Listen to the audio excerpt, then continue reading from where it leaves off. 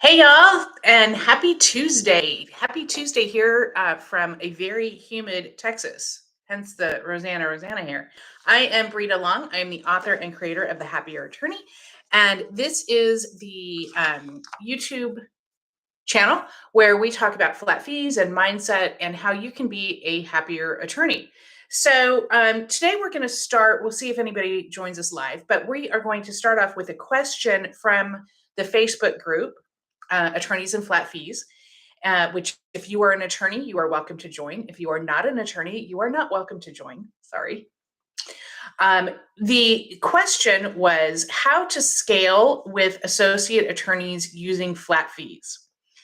So I'm not, that was the entire question. So quite frankly, I'm not exactly sure what she was asking. So I'm going to assume and go from there. So I assume that she is making this more complicated than it needs to be. This is really pretty simple. So stop over attorneying it. Yes, I make up words. So my response to that would be, don't treat this any different than any other business. So how would you scale with any other employees? The fact that these are associate attorneys should make no difference. If you're using flat fees, they should be using flat fees.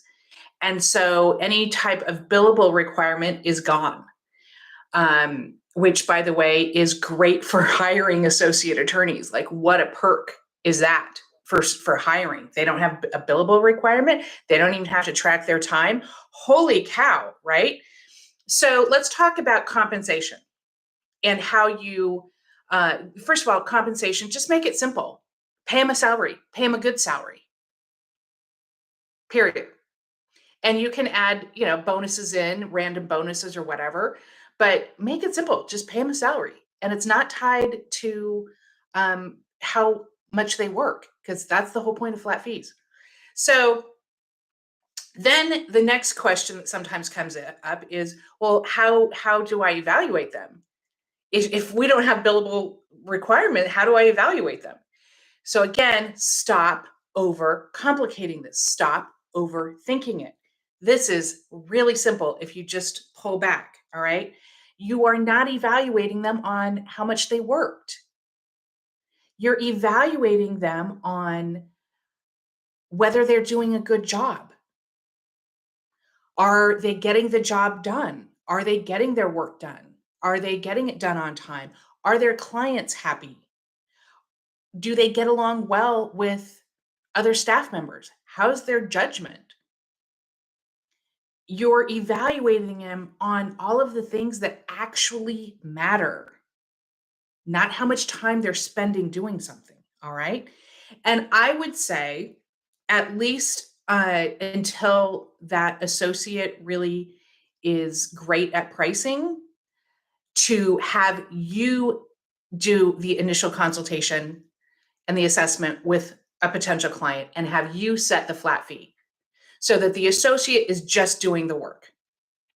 They're not worrying about setting the fee, because most of the time associates are going to have the fear kick in and they're going to quote something far lower than they probably should.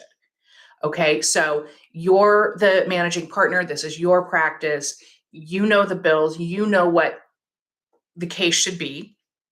If you don't, come work with me and you can find out. You know what the price should be. You should be setting the price, and then they do the rest of the work. Okay.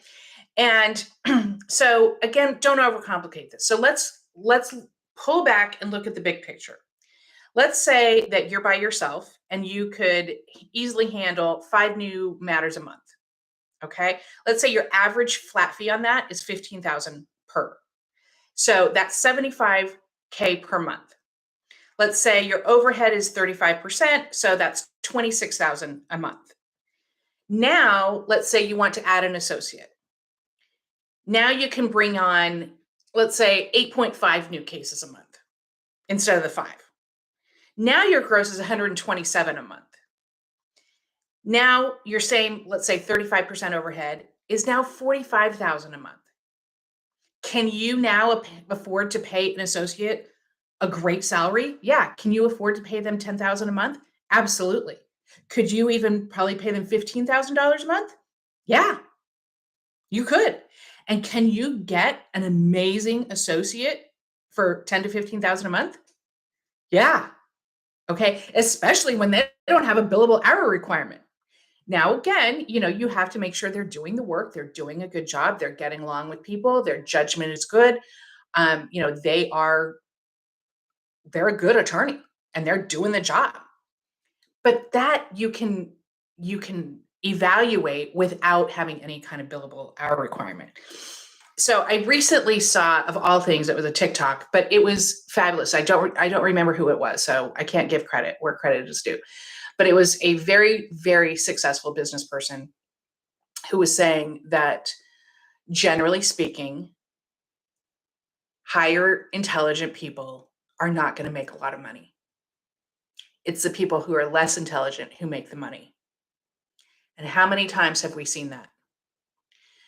The reason for that is that the highly intelligent people overthink, overanalyze, and we delay. And then perfectionism comes in. And it has to be all thought out. It has to be all worked out. It has to be all perfect, or we're not going to do it. So take, for instance, go back to law school, widgets.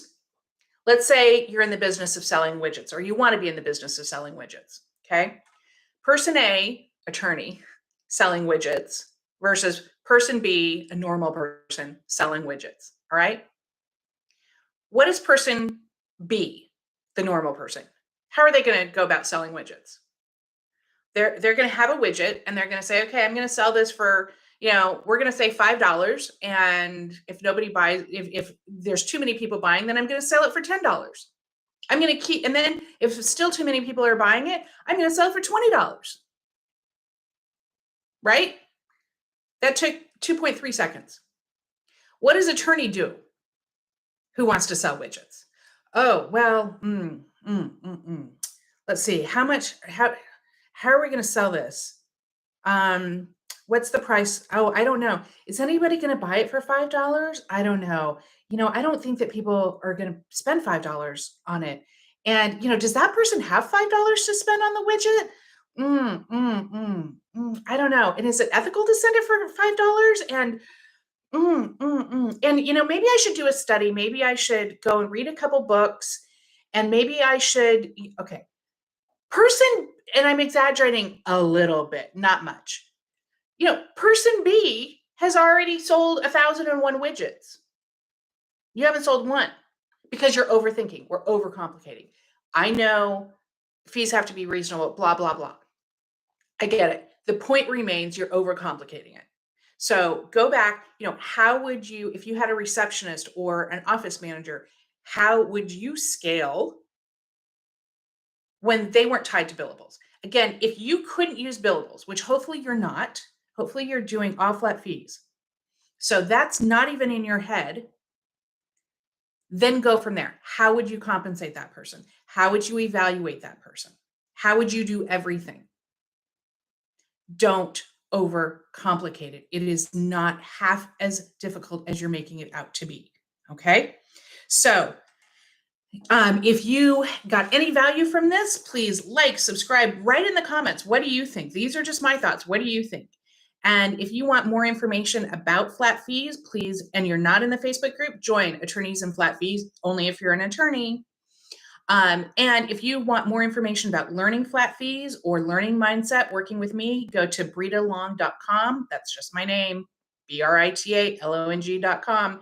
Let's see if there are any questions here. It doesn't look like there are any questions. So we will see. This happens every Tuesday. If you're an attorney, you're welcome to write comments in the chat every Tuesday at noon Central. So I'm happy to see you, and we'll talk to you next time. Take care.